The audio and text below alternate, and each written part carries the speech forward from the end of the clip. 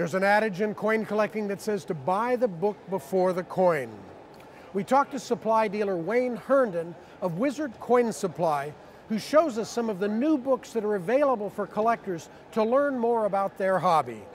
Yes, David, we've got a lot of really neat things this year. Of course, the perennial favorite, the Red Book, now in its 68th edition, came out in April.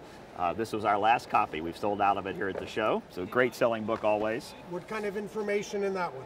It's about pretty much every U.S. coin. It's got mintage information in there, retail prices, and some basic learning, new collector type information. Wonderful for that.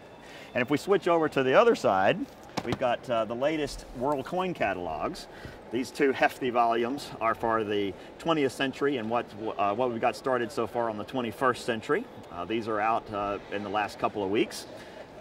List coins for all over the world, all the countries. Learning how to grade coins is also a key.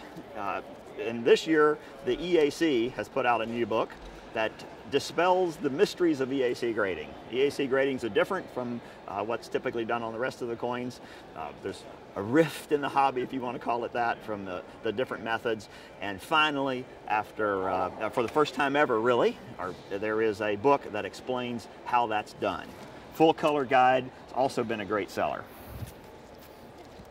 Bust half collecting.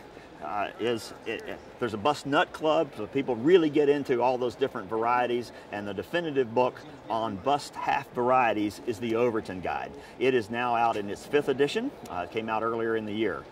Also a great book for people who are interested in early American silver coins. Whitman has a new book out on the Morgan dollar with Miles Standish, PCGS grader. It gives a lot of interesting background into what is perhaps the most collected U.S. coin. Mine to Mint is a new book by well-known researcher Roger Burdett. This book won Book of the Year award at the ANA show this past year. It talks about the process of coining from the metals coming to the mine to the point where they're actually made into the coins. Roger always pulls a lot of new, unique research from the National Archives for his books, and this one doesn't disappoint in that regard. It also comes with a searchable DVD. So if you're doing research and you want to be able to find the right section in the book, it makes it really easy to do it with that DVD. And finally, we have two new great books from Q. David Bowers, one of the most well-known authors in numismatics. These are Volume 1 and Volume 2 of what will ultimately be a 14-volume series on obsolete currency. The first book is an introduction to obsolete currency, and the second one covers obsolete currency of Connecticut, Maine, and New Hampshire.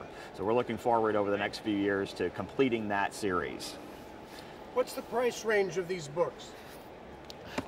Except for the world catalogs, which are in the $70 retail, everything else ranges from about $13 for the Red Book up to about $30.